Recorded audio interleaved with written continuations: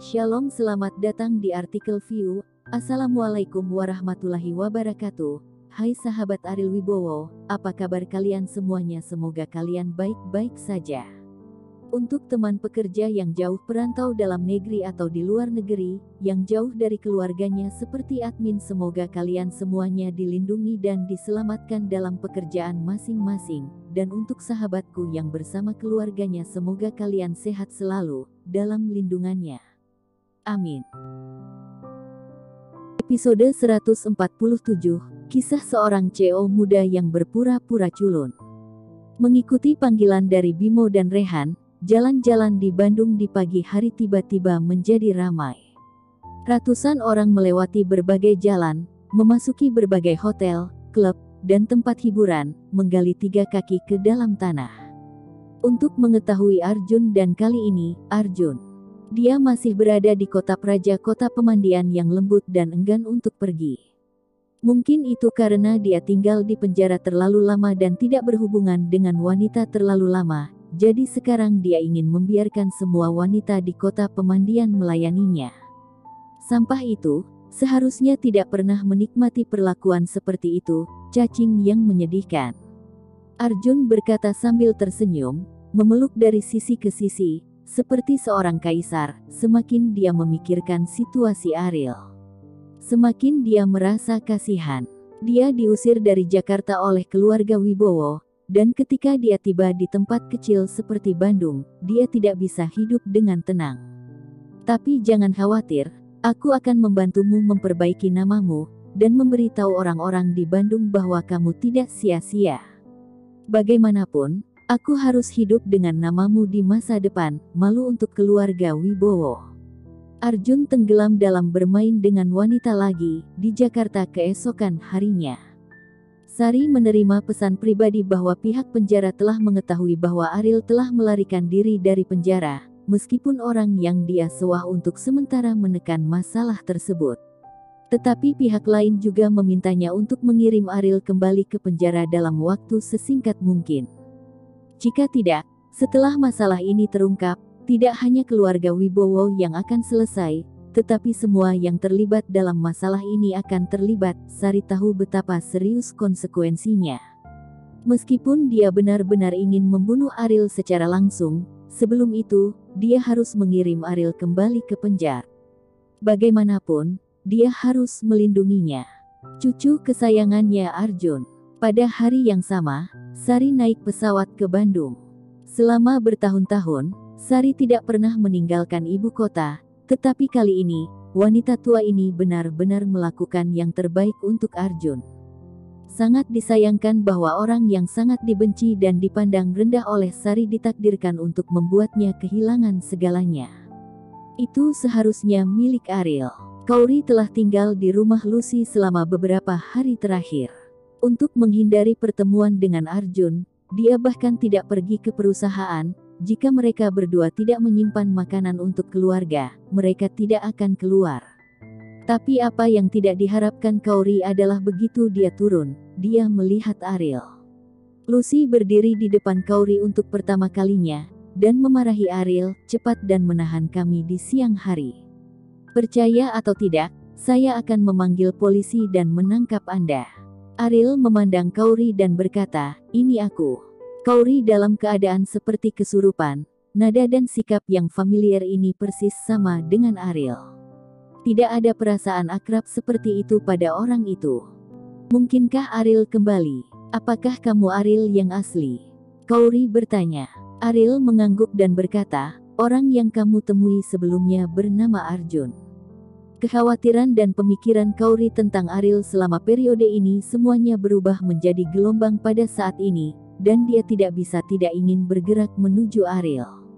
Ariel bergegas mendekat, tapi setelah mengambil langkah, Lucy meraih tangannya dan berkata, Kauri, jangan terlalu percaya padanya. Siapa yang tahu apakah orang ini nyata atau tidak?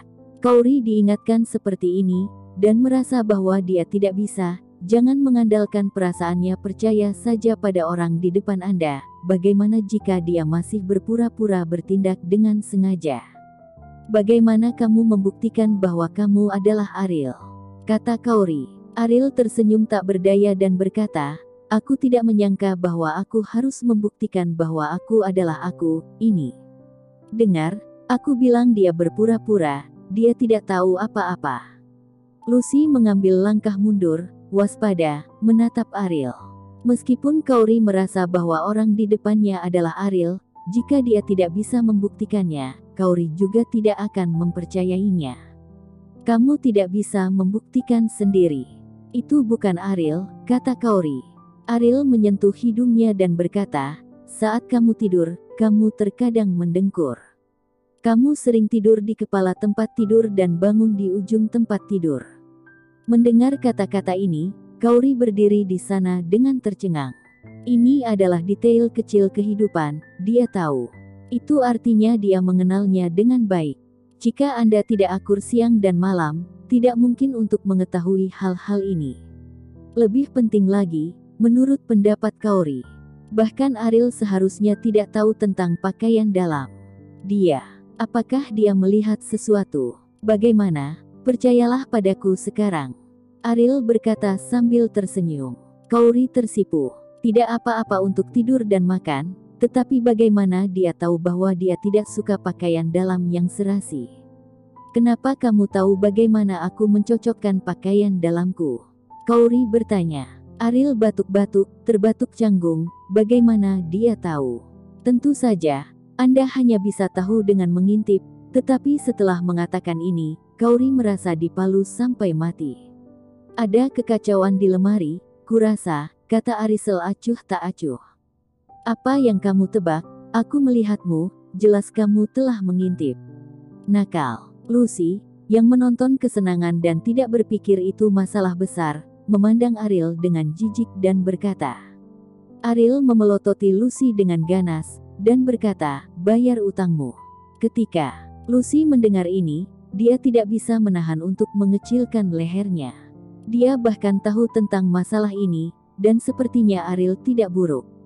Yah, kalian berdua harus mendiskusikan hal-hal sendiri. Aku masih memiliki sesuatu untuk dilakukan. Aku akan pergi dulu. Lucy merasa lebih cepat dari orang lain.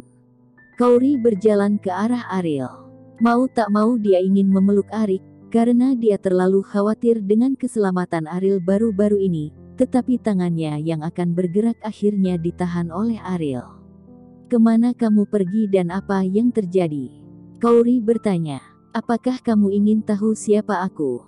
Kata Ariel. Ini adalah rahasia terbesar Ariel dan hal yang paling membuat penasaran Kauri, tentu saja dia ingin tahu. Kauri mengangguk polos. Aku. Ponsel Ariel berdering tepat saat dua kata keluar dari mulutnya. Dan itu juga yang dilaporkan dari Bimo, dan sepertinya ada berita dari Arjun. Setelah mengangkat telepon, dia memutuskan bahwa Arjun telah ditemukan di kota pemandian, dan menutup telepon. Ariel berkata kepada Kauri, kamu pulang dulu, aku masih ada yang harus dilakukan. Kauri mengangguk dan berkata, hati-hati. Jangan khawatir, itu hanya badut yang melompat di atas balok, kata Ariel. Saat dia berbalik, wajahnya seperti tertutup es. Kota pemandian. Di ruangan Arjun, semua wanita diusir oleh orang Bimo, dan sekelompok pria hampir memenuhi ruangan itu. Menghadapi situasi ini, Arjun masih sangat ketakutan. Melihat ini, orang-orang ini seharusnya tersinggung oleh Ariel, sehingga mereka akan mencarinya. Saudara sampah ini, dia sebenarnya punya musuh, sungguh sampah. Apa yang ingin kamu lakukan? Meminta uang? Arjun bertanya. Bimo tersenyum dingin, pria ini benar-benar mirip dengan Ariel, seperti yang diharapkan dari rahim seorang ibu, bahkan jika dia sangat akrab dengan Ariel, dia masih tidak bisa melihat kekurangannya. Ya, kami ingin uang, kamu berutang 2 miliar padaku, kapan kamu akan membayarnya kembali? Kata Bimo sambil tersenyum. Arjun terkejut. Bagaimana sampah bisa berutang besar 2 miliar? Sialan ini benar-benar tidak berguna. Jika kamu tidak bisa mengambil uang hari ini, aku harus menurunkan tangan dan kakimu. Kamu bisa melakukannya sendiri, ancam Bimo. Arjun baru saja keluar dari penjara dan tidak punya waktu untuk menikmati hidup. Jika dia kehilangan tangan dan kakinya, dia akan benar-benar sia-sia. Pada saat ini, dia tidak peduli bahwa paket transfer keluarga Wibowo terungkap, dan berkata kepada Bimo, "Kamu salah, aku bukan Ariel, aku Arjun, ini kartu identitasku." Arjun mengeluarkan kartu identitasnya sendiri. Bimo samar-samar mendengar logat dan kata-kata Arjun. Karena dia berasal dari Jakarta, Ariel juga pasti berasal dari Jakarta. Di Jakarta, yang jauh, bagaimana Ariel bisa datang ke keluarga Wijaya? Apakah kamu pikir aku bodoh? Jika tidak, ambil uangnya dengan cepat, atau kamu tidak akan mau melakukan apapun. Setelah Bimo mengucapkan kata-kata ini, orang lain yang berdiri di kamar mengeluarkan pisau mereka satu persatu. Arjun segera ketakutan dengan adegan ini, dan segera berlutut dan memohon belas kasihan pada Bimo. Bersambung.